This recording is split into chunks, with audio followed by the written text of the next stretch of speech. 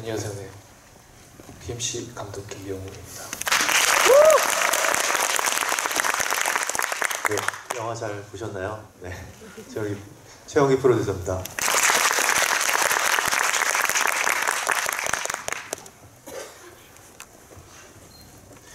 네, 조금 긴장되시나요? 그냥 하시죠. 네. 제가 일단 늘 GV 할 때 그냥 순서대로 하듯이 제가 간단하게 이제 질문을 한두 개를 드리고 그리고 이제 국민들에게 마이크를 돌리도록 하겠습니다. 일단 그 영화를 보고 나면 뭔가 이게 전쟁이라는 그 어떤 현장에 들어갔다가 나온 것처럼 굉장히 좀 지치고 뭔가 이런 감정들이 영화 속에서 느꼈던 어떤 그런 감정들이 그대로 이렇게 전달이 돼서 영화 끝나고도 굉장히 좀 이렇게 긴장이 좀 풀리지 않는 어떤 그런 게 있는데요. 이 영화를 이제 굉장히 좀 영화 볼 때 고생을 많이 하셨다는 게 어떤 화면에서 이렇게 느껴지기도 하는데 간단하게 소감을 먼저 좀 들어보겠습니다. 감독님 먼저 어떤 소감이요? 만드시고 오늘 첫 그렇죠. 그 업계분들 아니고 일반 분들에게 시사를 한 거는 지금이 또 완전 진짜 처음이었어요. 사실은 아까 오후에 언론사 배급사 분들 이제 보시는 시사 자리가 있었는데 그때보다 사실 지금이 더 좀 후덜덜하네. 어떻게 보셨을지 너무 궁금하고 실은 어제 저녁에 완전히 작업이 끝났어요. 그래서 지금 갑자기 비행기 타고 오늘 다른 나라로 온 기분이에요. 어제까지 막 하다가 오늘은 갑자기 또 여기 조명 있고 카메라 있고 해서 마이크 잡고 얘기를 하는 게 너무 익숙지가 않아서 거의 지금 극장에서 관객분들 뵙는 것도 한 5년도 더 된 것 같고 아무튼 오늘 잘 부탁드리겠습니다.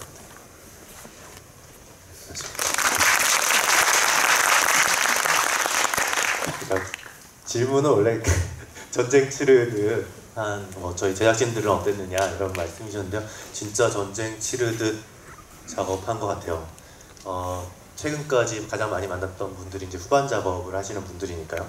CG, DI, 사운드 믹싱, 음악 할 것 없이 모든 분들이 정말 어제까지 다 작업했다라고 보시면 될 것 같아요. 어제까지 굉장히 많이 심혈을 기울였고 감독님이 전작이 굉장히 잘 됐음에도 불구하고 왜 5년 만에 나왔는지는 저희 그걸 느끼게 해드리고 싶어서 어제까지 되게 열심히 했었던 것 같습니다. 그래서 진짜 되게 오늘 진짜 이상한 그러니까 어제까지 작업하고 작업자들과 같이 얘기하다가 오늘 바로 관객분들 만나 뵙고 얘기 나누는 게 진짜 신기할 따름입니다.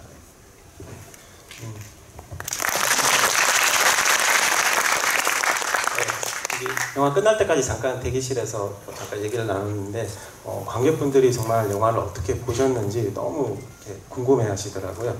그래서 그 관객분들이 이제 좀 이렇게 얘기를 감독님하고 이제 PD 두 분이 이제 얘기를 하실 때 좀 호응을 많이 해주시면 좋을 것 같습니다. 네, 그럼 두 번째 질문으로 저는 이제 이 영화가 한국 영화였던 좀 그 어떤 스타일 측면에서도 굉장히 좀 확장을 했다는 생각을 하는데요. 일단 소재와 어떤 공간의 어떤 활용적인 측면에서도 그렇고 일단 이전에 좀 볼 수 없었던 굉장히 격렬한 어떤 총격전 그리고 이제 어떤 현장감을 좀 극대화시키는 그런 어떤 촬영적인 부분에서도 이전 한국 영화들하고 조금 차별점이 많은 것 같습니다. 그래서 이 영화의 어떤 시작이 어떻게 시작이 되었고 어떤 진행 과정에서 좀 어려웠던 준비하시면서 좀 어려웠던 분들 그런 부분들에 대해서 조금 두 분이서 좀 나눠서 말씀을 해주시면 좋겠습니다. 네, 제가 먼저 말씀드릴게요. BMC 처음에 준비를 하게 될 때는 그런 생각을 갖고 있었어요. 이게 제가 이전에 만들었던 영화와도 지금 일맥상통한 부분일 수도 있겠지만 이번엔 조금 더 그런 지점들의 무게를 더 실어보자라는 생각이었어요. 관객분들이 극장에서 영화를 보실 때 객석에 앉아서 인물을 지켜보는 게 아니라 그 인물의 바로 옆자리에, A의 바로 옆자리에 앉아서 같이 모든 상황들을 체험을 할 수 있었으면 좋겠다라는 게 시나리오로 이제 처음 작업을 하기 시작할 때 들었던 생각이었어요. 각본도 어떻게든 최대한 제 나름대로 그러한 구조를 띈 채로 이제 쓰려고 했었고요. 이를테면 시간의 어떤 전환이라든지 뭐 점프 없이 계속 그 한 시간 매분 1분 1초를 계속 다 밟아 나가면서 사건들이 진행돼야 된다는 점. 뭐 사실 이런 부분들은 각본뿐만이 아니에요. 뭐 촬영도 마찬가지고 음악도 마찬가지고 사운드 디자인도 그렇고요. 사실 영화에서 작용될 수 있는 모든 요소들을 아까 말씀드린 그러한 대전제 아래서 작동해야 된다라는 게 아마 프로덕션 과정에서 제일 큰 원칙이었었어요. 그래서 AAB 없는 공간에서는 영화적 시선은 없죠. 대신에 그걸 대신하는 게 뭐 POV 카메라라든지 뭐 들어오는 카메라라든지 이런 것들로 대체가 되고 때문에 촬영적인 부분들이 조금 다른 영화들과 차별화가 있어 보인다라는 말은 아마 그런 차원 때문인 것 같아요. 교전 장면을 이렇게 쏘는 사람 맞는 사람 다시 맞는 사람 쏘는 사람 이렇게 이런 식으로 찍어서 편집을 하는 게 아니라 온전히 그 A의 바로 옆자리 바로 옆에 붙어서 이 교전 상황을 체험을 하게끔 했으면 하는 바람이었기 때문에 사실은 이거는 뭐랄까 어떤 기술적 영화적 성취를 위해서라기보다는 원래 이 영화는 뭐랄까 겉으로는 그냥 뭐 리얼타임 생존 액션이라고 사실은 이렇게 그런 카피 아래 이제 홍보를 하고 있지만은 에이헵이라는 그 인물 한 사람에 대한 얘기라고 볼 수 있어요. 사실 영화 속에 등장하는 모든 사건과 대사들은 다 에이헵의 내적 갈등과 관계가 없는 거는 아마 거의 없을 거예요. 이게 에이헵이 뭐 등장하지 않는 신이라고 하더라도 그렇기 때문에 맨 마지막에 주인공이 하는 선택과 제가 지금 말을 제대로 하고 있는 거 맞죠? 네. 너무 장황하게 말씀드린 것 같아가지고 좀 아껴야지 나중에 또 쓸 말이 있는데 이거 한꺼번에 다 쏟아보는 것 같아서 말씀을 정리하겠습니다. 그래서 제일 결말에 에이브 선택을 관객들이 응원하고 지지하고 그를 동의하고 또 한편으로 그를 친구로 생각할 수 있게 만들기 위해서 아까 말씀드린 그런 대전제가 필요했던 것이고 따라서 촬영이든 모든 요소들을 다 그 대전제 아래서 작동하도록 했던 것입니다. 네, 저희는 제작진은 감독님이랑 기획 때부터 같이 했어요. 그런데도 감독님이 되게 꼼꼼하거든요. 되게 치밀하고 꼼꼼한데 그걸 따라가는 게 되게 어려웠어요. 처음에 저는 벙커 안에서 일어나는 일이라면서 큰 공간 안에서 일어나는 일인 줄 알고 얘기를 듣다 보면 그런 건 아니구나. 그리고 시나리오를 처음 초고 나왔을 때 봤을 때 다 어디로 이동해서 어디로 간다는 거지? 라는 게 시나리오 읽었을 때 다 감이 안 잡혔어요. 그래서 그런 것들을 감독님이 이것도 이제 이야기의 틀을 구성하는 세계관이 있다라면 또 공간 안에서의 세계관이 있었던 것 같아요. 저희가 등장했던 공간이 뭐 세트를 저희가 20군데를 넘게 만들어서 지금 했음에도 불구하고 감독님이 짜놓은 맵 안에는 거기에 등장하지 않는 공간이 훨씬 많아요. 그러니까 이 사람들의 동선으로 인해서 이루어지는 긴장감들이 다 말이 되게끔 하기 위한 그런 치밀함이 꽤 많이 있었거든요. 그래서 그런 거를 다 따라가는 게 좀 어려웠었어요. 그래서 그런 부분들이 좀 달랐고 그리고 촬영도 감독님이 말씀하신 것처럼 그냥 이 관객들이 옆에서 즐기게끔 하기 위한 그 방법이 어떻게 보여질지에 대한 것을 계속 프리 때 알아가는 과정이었던 것 같아요. 그래서 그런 걸 같이 고민하고 알아가면서 이렇게 나도 제작진들도 촬영자들 촬영자 누구도 계속 그 세계관에 계속 따라가는 한 발자국 따라가는 그런 부분들이 좀 어려웠고 그렇지만 그런 게 또 재미였던 것 같아요. 제가 하나만 더 질문을 드리겠습니다.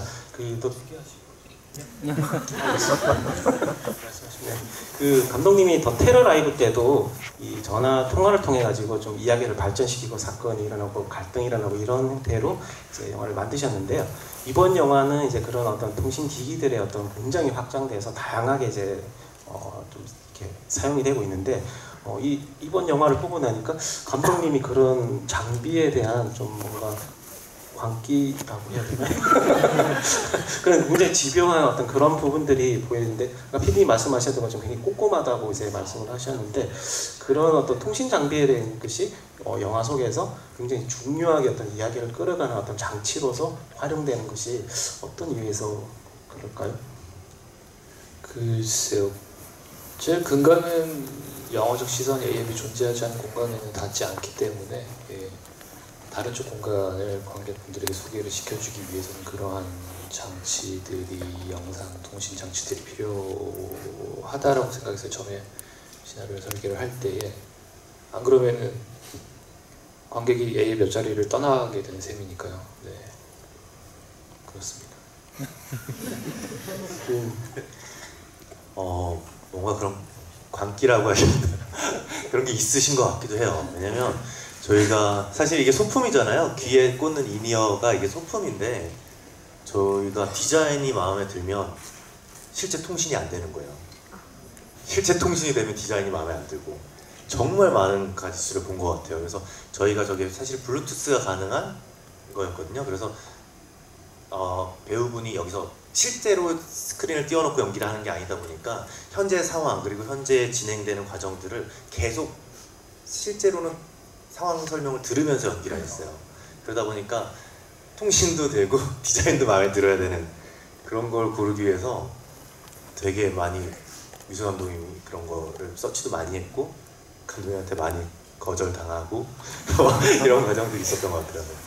원래 통신 대일 때 여기 불 깜빡거리는 것도 나중에 CG로 다 지우고. 실제로 블루투스가 이렇게 있으면 이게 작동하고 있다라고 파란 불이 깜빡거리거든요. 근데 감독님도 그게 싫은 거예요.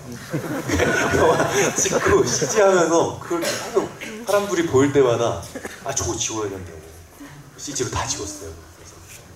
그래서 치밀함인지 광기인지 그런 게 있었어요. 그래서 살기가. 그럼 이제 관객분들에게 손을 많이 드시죠. 맨 앞줄에 계신. 돌아보시죠.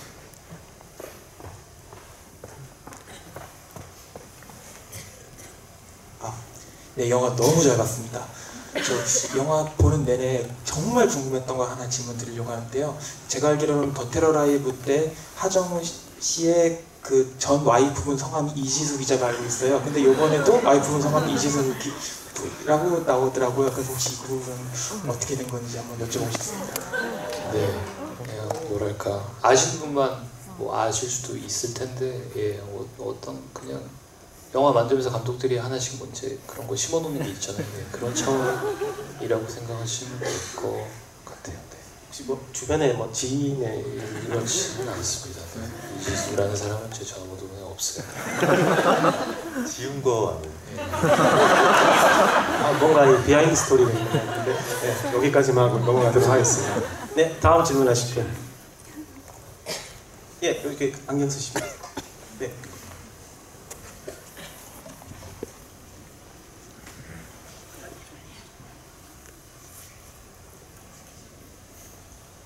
네, 영화 잘 봤습니다. 궁금한 게 외국 배우들이 많이 나오잖아요.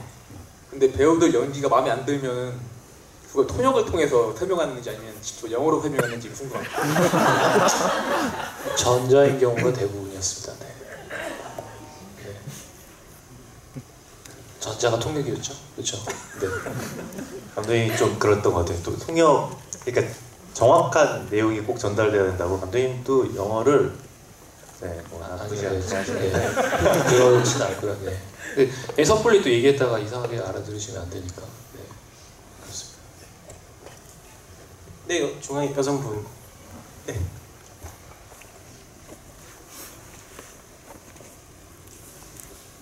네, 안녕하세요. 영화 재밌게 잘 봤습니다. 저는 질문 두 가지 드리고 싶은 게 있는데요. 사실 영화를 보기 전에는 하정우 배우님의 엄청난 액션 시퀀스를 예상을 했는데 생각보다 빨리 다리가 이렇게 부상이 되면서 앉아있는 모습만 주로 보게 되는 거예요. 그래서 이거 어떻게 흘러가나 싶었는데 핸드헬드로 굉장히 화면에 흔들림을 많이 주면서 사실 앉아있는 상태로 오래 지속됨에도 불구하고 되게 역동적인 느낌을 많이 받았었거든요. 그래서 그런 부분이 그 두 가지가 어떤 의도된 어떤 결합인 건지 좀 궁금했고요. 그 다음에 사실 그 북한 고위급을 킹이라고 지은 것도 그렇고 되게 저는 게임을 하지 않지만 게임 같다는 느낌을 되게 많이 받았거든요. 이제 킹을 사수하기 위한 어떤 주인공의 역경과 그런 게임 같은 느낌을 되게 많이 받았어요. 이렇게 인물들 한 명씩 죽어가는 것도 그렇고 그것도 의도하신 거였는지 궁금합니다. 네, 두 질문 다 의도한 거냐고 여쭤보신다면은 네, 맞습니다.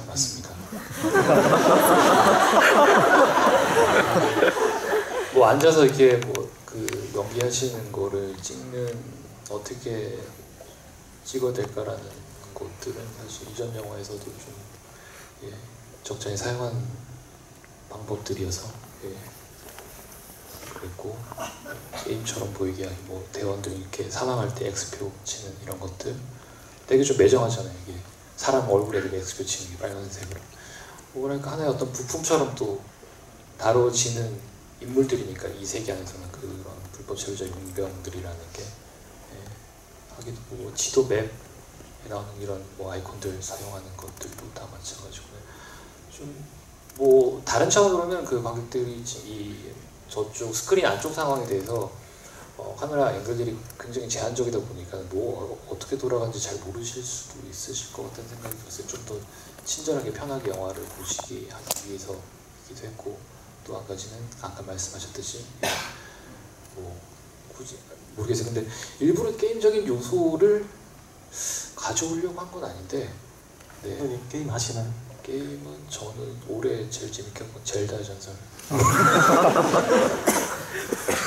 야생의 숲길. 네. 영화를 만드시면서 이렇게 보시는 게임에 대한 그런 것들이 자기도 모르는 사이에 좀 이렇게 그 뭐 무의식 중에 나왔을 수도 있다고도 봅니다만, 네 이걸 게임처럼 해야지라고 해서 이렇게 한 거는 꼭 그렇지는 않습니다. 대원들 있는 쪽을 저희가 촬영을 하는 게 되게 제한적이었어요. 영화적인 카메라가 개입을 하지 않았기 때문에요. 그러니까 그래서 사실은 어떤 장면을 어디에다가 효과적으로 넣어야 될지를 모르다 보니까 저희가 드론이 찍는 장면 그리고 거기 살아남아 있는 대원들의 모든 POV 캠으로 찍는 장면들을 같은 상황을 굉장히 여러 번 찍었어요. 그래서 굉장히 여러 번 찍고 그것들 중에서 굉장히 효과적으로 사용하는 것이 무엇인지에 대해서 감독님이 판단하는 시간들도 되게 길었었던 것 같아요. 그래서 소스가 촬영 분량이 160시간쯤. 네. 이것들을 다 일일이 다 확인을 하고 또 싱크도 다 맞춰야 되고 촬영들 그런 작업들이 굉장히 지난하지만 편집이 끝났는데 편집을 또 해야 되는 거. 왜 편집을 또 해야 되지? 라고 생각해 보니까 그 스크린 위에 화면들을 다 올려야 되는데 원래 그냥 1차 편집은 이제 그냥 원래 편집만 했는데 이 편집이 락이 이제 결정이 되면서 스크린 안에 들어가야 될 화면들을 또 쪼개서 올려야 되고 그런 하소연을 좀 하고 싶었어요. 저희는 뭐 영화 2시간 이렇게 그냥 편하게 앉아서 보는데 그 영화 속 뒤에는 굉장히 많은 이제 노력과 시간들이 소요되는 것 같습니다. 박수 한번 보내주십시오. 네, 다음 질문 받겠습니다. 네, 저기 손 흔드시는 분.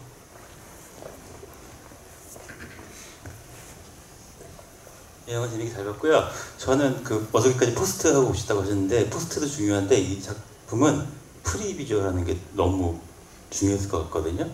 그래서 그 프리비주얼 할 때 시간이 얼마나 걸렸고 어떤 방식으로 했으면 혹시 뭐 전혀 새로운 뭔가를 사용했을 수도 있으니까 그런 부분이 대해서 좀 듣고 싶은데요. 프리비주얼 하는 작업에 대해서. 근데 그 중에서도 감독님께서 처음부터 이 액션이나 이런 거에 대해서 머릿속에 어느 정도 확실히 있었던 거를 단지 그 프리비주얼부터 구현이 되는 수준이었던 건지 없는 걸 만드는 과정이었던지 그런 게 좀 궁금하네요.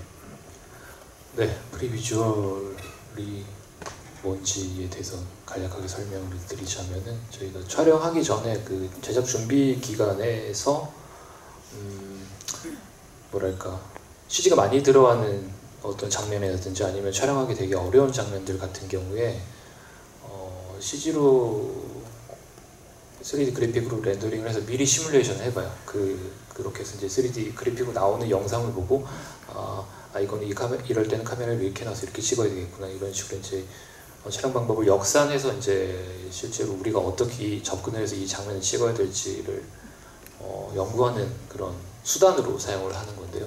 사실은 뭐 어지간한 예산 이상의 영화들은 요즘에 많이들 하고 있고 그렇게까지 특별한 어떤 방법은 아닌 것으로 저는 알고 있었는데 저희 영화 같은 경우에 굉장히 프리비주얼 시스템이 필요했던 장면이 제일 마지막에 낙하산 같은 경우에는 이거는 그게 없으면 정말 머릿속으로 그 XY Z 좌표를 어떻게 다 계산을 해서 찍겠어요. 사실 그게 컷이 한 8개 컷 정도 아마 나눠져 있을 거예요. 예.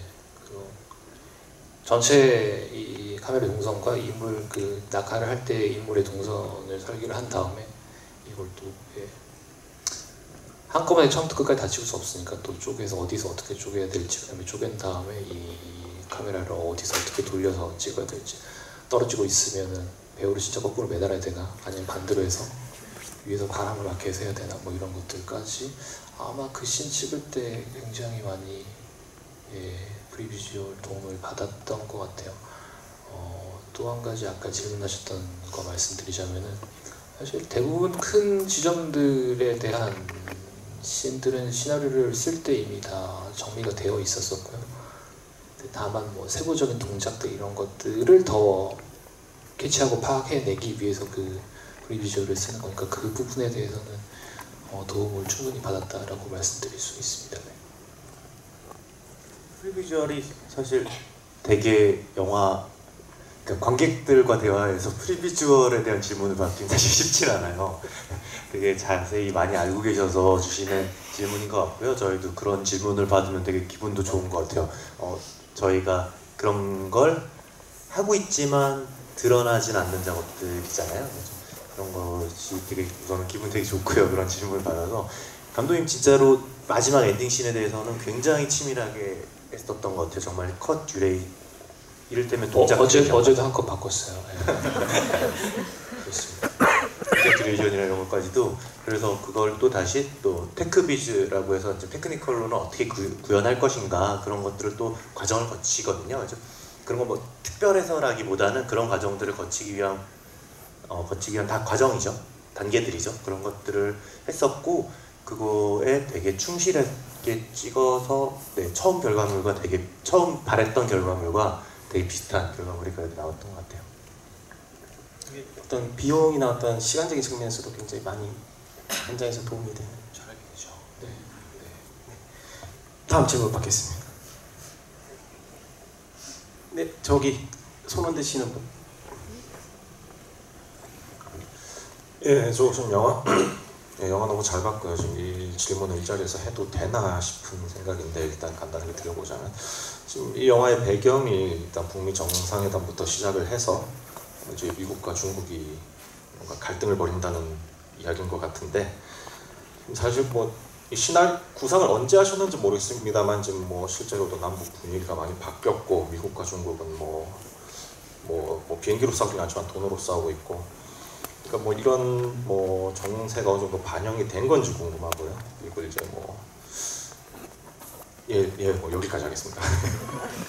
네, 사실 이 영화는 그 어떤 지하 30m에 있는 가상의 공간에서 벌어진 얘기이기 때문에 현실에 완전히 발을 꼿꼿하게 디딜 필요가 있을까라는 생각은 들었어요. 그 남북 관계랄지 혹은 국제 정세라는 게 이 영화의 배경에서 여러 배경들의 요소 중에서 하나일 뿐이기 때문에 괜히 거기에 집착을 하다가는 영화가 산으로 갈 수도 있겠다. 원래 이 벙칸에서 보여드리고 싶은 얘기는 그런 게 아니잖아요. 이 예이웨이라는 인물에 관한 얘기이기 때문에 네.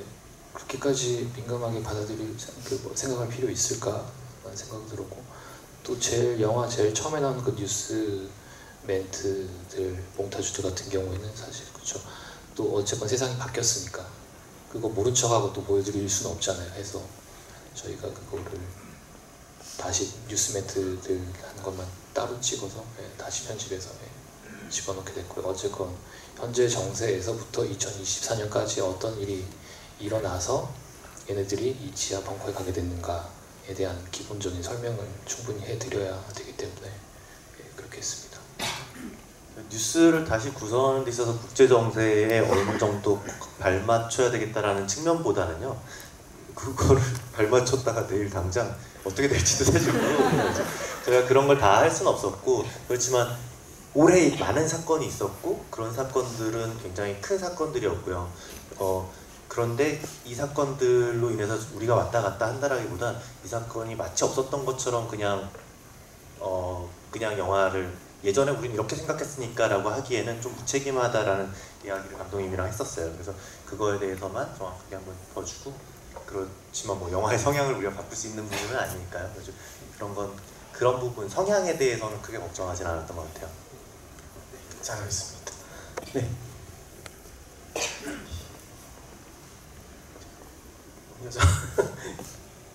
저 끝에 맨 끝에 신분.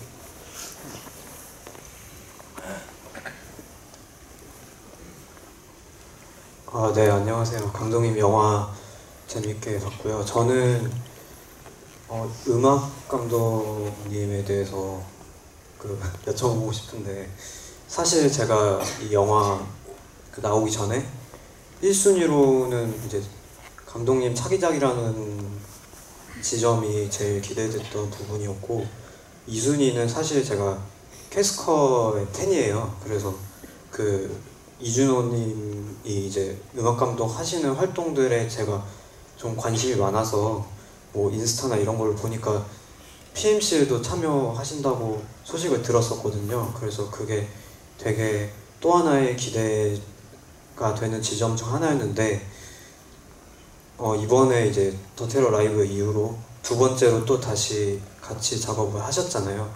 그래서 그 작업하신 또 한 번 다시 작업을 하신 계기와 이번에 작업하시면서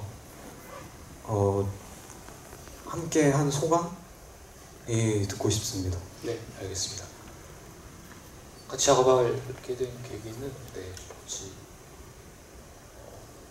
뭐랄까요? 헤어져야 될 계기가 특별히 없었기 때문에 자연스럽게 하게 됐던 것 같아요. 사실 뭐 싸우기도 많이 싸우고, 어찌 보면 지금 결과물에서는 거의 음악 감독님의 어떤 피와 땀과 살을 다 갈아서 이렇게 담았다라는 생각도 들고, 굉장히 끝까지 애써주셔서 저는 사실 개인적으로는 영화 음악에 대해서는 굉장히 만족을 하는 편인데, 그렇습니다. 진짜로 다 갈아 넣으셨어요. 진짜 살이 엄청 빠지셨어요. 음악 감독님이 지금 살이 엄청 빠지셨고, 그래서 그래도 더 앳돼진 느낌이라서 도움이라면 도움일까. 감독님이랑 두 분이서 사이가 되게 좋으세요. 근데 영화할 때 많이 그러고. 그러니까 안 알고 술 먹을 때는 좀 되게 일만 하면 싸우고 그래가지고 참. 일할 때만 저를 부르더라고요. 중간에 앉아있으라고. 둘이 떼대나니까 저거 앉아있으라고. 영화 보면, 영화 보신 분들 다 이제 어떤 음악의 어떤 기능이 굉장히 이제 어떤 상황에 대한 부분들 굉장히 이제 감정적으로 잘 전달이 되는데, 음악 감독님하고는 어떻게 음악의 전체적인 어떤 음악의 어떤 방향성이나 이런 부분들은 어떤 식으로 하셨는지. 계속 고치고 그리고 처음에 뭐랄까 이 영화에서 어떤 소리들을 주로 사용을 할까라는 뭐 그런 고민들은 아차게 된 지는 한 4년, 5년 거의 이 영화 처음 시나리오 할 때부터 같이 새벽마다 농골집에서 만나가지고 얘기하고 그랬었는데,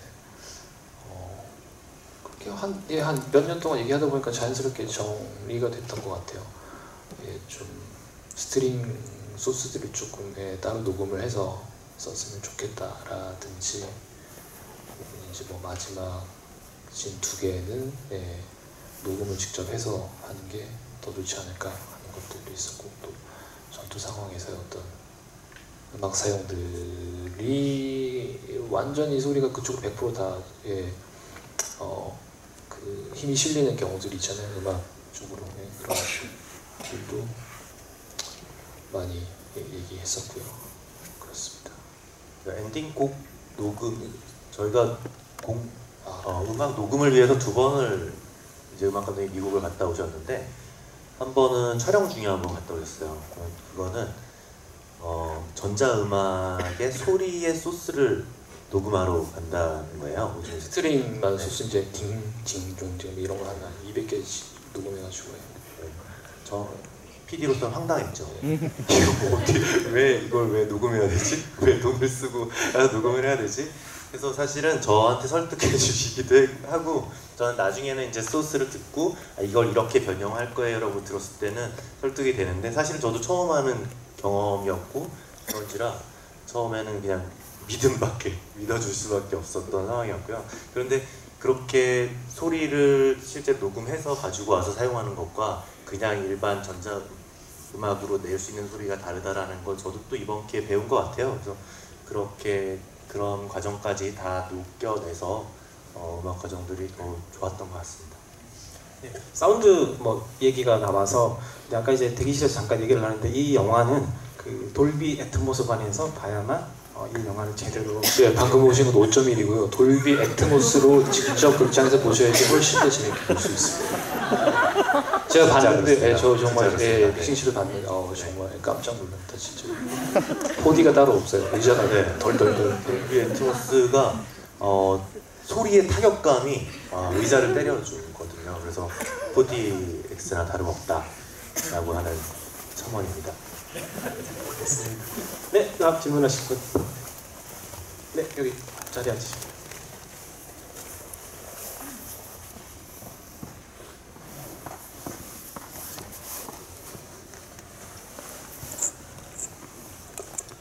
영화 잘 봤습니다. 제가 궁금한 것은 영화 초반부 CIA 요원 등장할 때 서울우유가 보이더라고요. 근데 서울우유를 넣으신 이유가 좀 궁금했고요. 하나는 이제 또 자막에 황석기 번역가님이 참여하셨다는 소식을 들었는데 어떻게 자막가분을 별도로 초빙하신 이유가 궁금합니다. 네, 그 맥켄시라는 인물이 서울에 있었으니까 그렇습니다. 여기저기 지국이 있을 테니까요. 제가 알기로는 아마 미국 대사가 어느 층에 있다고 들었는데 네, 황석기 번역가님하고도 작업을 같이 했었죠. 원래 저는 처음에 이 영어 대사가 많으니까 자막을 처음에 제가 한글로 시나리오를 썼을 거잖아요. 대사들을 다 그냥 그거 올리면 되지 않을까 싶었는데 올려놓고 보니까는 글자들이 너무 지저분한 거예요. 이게 저도 이번에 처음 알아서 이게 자막체라는 게 따로 존재한다라는 거예요. 사람이 이제 귀로 들을 때의 말이 있고 또 눈으로 봤을 때의 그 글은 뭐랄까 단어나 조사나 이런 것들의 사용법이 완전히 다르더라고요. 자막은 제가 그 짧은 시간 안에 완전히 이 내용을 확실하게 관객에게 전달하는 게 제일 큰 목적인데 그러다 보니 이 한글 그 영어 대사니까 한글로 쓴 영어 대사들 그러니까 한글로 돼 있죠. 얘를 어떻게 좀 다이어트를 해서 정리를 할까 하지만 의미 손실이 전혀 없이 고민하다가 황석 작가님 찾아가서 작업을 하게 됐고 저희가 후반에 조금 스케줄이 맞닿을 때에는 거의 한 새벽 4시까지 이제 안 보내드리고 그 작가님 그 아내분께서 임신 중이신데 좀 통화하다가 안 되니까 저를 바꿔줘가지고 좀 얘기 좀 해달라고 해서 제가 죄송합니다 제가 1시간으로 보내드리겠습니다 하고 작가님하고 작업은 되게 재밌었어요. 작가님께서도 아마 실제 원작자와 직접 테이블에 마주 앉아서 이 대사 하나하나를 뜯어서 이제 작업을 하신 적은 아마 없으셨을 테니까 본인께서도 그런 점들이 굉장히 만족스럽다고 하시고 저 역시도 그러니까 좀 설명들이 좀 어렵거나 내용들이 그러니까 말이 너무 빨라서 자막들이 너무 빨리 넘어갈 수밖에 없는 지점들이 있었는데 이건 편집을 아무리 늦춰도 안 되는 거예요. 근데 관객들이 이걸 알고 그 다음 씬을 가야지 제대로 보실 수 있는데 어떡하지? 근데 그런 지점들에 대한 고민이 굉장히 많이 해소가 됐어요. 작가님하고 작업하면서. 감독님 처음에는 자막 작가분이 필요하시다라는 의지가 별로 없으셨어요. 왜냐면 이제 설명하신 그런 이유였죠. 근데 저는 감독님이 자막 번역을 한번 보시면 쉽게 이해하실 거라고 생각했었어요. 그러니까 왜냐면 저는 이제 이 과정에서 한글로 쓴 시나리오를 영문으로 번역할 때 과정에서의 감독님을 봤기 때문에 그 반대 방향에서의 자막 번역도 충분히 이해도가 넓어지고 아마 자꾸 욕심도 더 날 거다라는 생각도 했어요. 그래서 그런 게 저희가 번역을 영문으로 할 때도 번역을 하고 감수를 하는 과정에서 이 배우들한테 전달됐을 때 선택돼야 되는 어떤 그런 게 있잖아요. 그러니까 그런 부분에서 본인의 의견이 얼마나 더 맛이 살려져서 되는지에 대해서 영문 감수 때도 되게 치밀했고 치열했었거든요. 그래서 그런 부분에서 자막으로 다시 번역될 때도 분명히 그럴 거다라는 생각이 좀 들었고 역시나 그랬어요. 이 영화 만드는 과정들 자체가 뭔가 전쟁터 같은데 여기에 하나 더 해가지고 이 자막까지 신경을 써야 되는 좀 어려운 과정으로 태어난 영화 같습니다. 네, 질문 받겠습니다. 네, 이 중앙에 안경 쓰신 녀석. 네, 지금 돌아보시고. 네.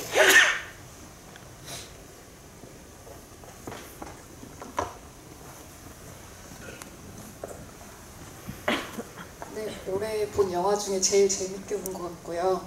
감사합니다. 진짜 마지막으로 보셨을 텐데. 저는 그 PD님이랑 감독님께서 그 낙하산 타고 떨어진 A의 배 상황이라면 그 동료를 살릴 수 있을지 없을지도 모르는데 어떻게 하실지 그게 궁금해요. 그러니까요. 저도 참 최근에 이걸 다시 돌아보게 되더라고요. 영화는 이렇게 뭐 이런 메시지를 담은 걸 찍어놓고 과연 내 자신이 어떠한가를 또 돌아보는 훈훈한 연말의 시간 한번 가져보려고 생각 중입니다. 아직 제가 어제 저녁에 끝나가지고 겨를이 없다가 이제 천천히 한번 생각을 해보겠습니다. 아마 사실 누구에게나 어려운 선택일 것 같아요. 그게 그 사람을 잡고 떨어졌을 때 어떤 사고를 당할지도 모르는데 얘가 그렇게 나랑 친한 애도 아니고 잘 알던 애도 아니고 라고 한다면 네, 그 고민이 뭐 어떻게 할 거예요라고도 말씀 못 드릴 것 같아요. 계속 뭐 어떻게 좀 피해 가려고 말을 돌리고 있는데 잘 안 돌리지는. 네. 저는 당연히 구하죠. 사실 저희가 시나리오 단계에서도 이 AF 캐릭터에 대한 이야기를 진짜 많이 했었어요. 그러니까 AF는 어떤 사람인가요? 라는 질문을 감독님한테 되게 많이 했었고, 근데 그게 저도 영화를 보면서 좀 많이 느껴지는 부분인 것 같아요. 그러니까 감독님이 제일 많이 했던 얘기는 그건 것 같아요. 사람은 아주 나쁜 행동만 계속하는 사람이거나 아주 착한 행동만 계속하는 사람은 분명히 없지 않겠냐. 뭐 조금 나쁜 행동을 할 때도 조금 좋은 행동을 할 때도 있을 뿐이지, 어떤 사람은 그냥 상황에 따라서 그런 선택을 하는 거지 아주 좋은 사람, 아주 나쁜 사람이 존재하는 건 아니잖아요. 그러니까 그런 부분에서 저도 떨어진 내내 고민하지 않을까 그런 생각은 합니다. 네. 그렇지만 저는 꼭 구합니다. 극 중에 이제 뭐 그렇게 구호하는 그런 어떤 마음이 팀원들이 리더를 대하는 어떤 믿음에서 좀 충분히 어떤 뭔가 이렇게 좀 이해가 됐던 것 같습니다. 네, 마지막으로 이제 시간이 이제 다 돼서 마지막 질문 받겠습니다. 예, 중앙에 앉아 계신 분 남자. 예, 지금 옆으로 보시면.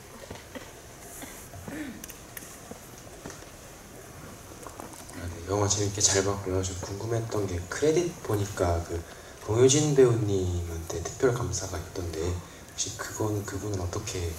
저는 개인적으로 모르고요. 아마 저는 뭐 한 2편을 같이 했어요. 싱글라이더라는 영화 같이 했었고 577 프로젝트라는 걸 같이 했었는데 네, 다른 거 없습니다. 커피차 보내주셨어요. 너무 더울 때 되게 뭐 시원한 음료 이런 거 보내주셨고 네, 응원해 주셨어요. 네. 도어락도 많은 사람.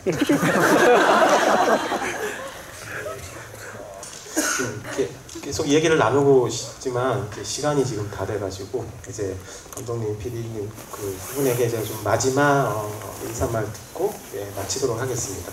관객분에게 좀 전달하고 싶은 말씀 있으시면 한마디씩 부탁드리겠습니다. 네, 저도 이 시간이 벌써 이렇게 지나가는 건지 몰랐어요. 사실 좀 더 말씀 나누고 싶지만 아쉽기도 하고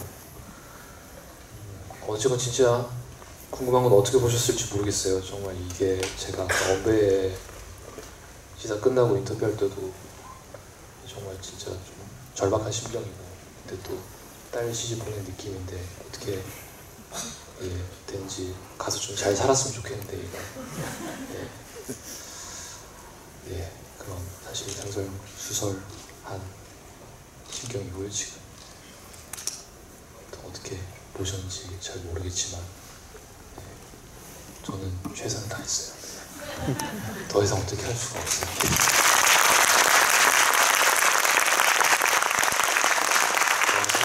늦은 시간까지 이렇게 봐주시고 또 진짜 영화에 대한 이렇게 질문하시는 거 보면 아 영화를 진짜 이게 꼼꼼히 이렇게 잘 보셨구나라는 느낌들을 갖습니다. 저도 뭐 PD가 사실 지부하는 경우가 얼마나 있겠습니까? 그냥 감독님이랑 옆에서 그냥 감독님 이야기 생각나지 않을까봐. 근데 감독님이 정말 너무 어제까지 작업에 몰두하셔서 이야기를 잘 해낼 수 있을까라는 걱정이 옆에 앉아 있었는데요. 네, 감독님 너무 잘 해주셔서. 네. 그리고 영화 너무 잘 봐주셔서 감사하고요. 그리고 네, 많은 홍보 부탁드리겠습니다.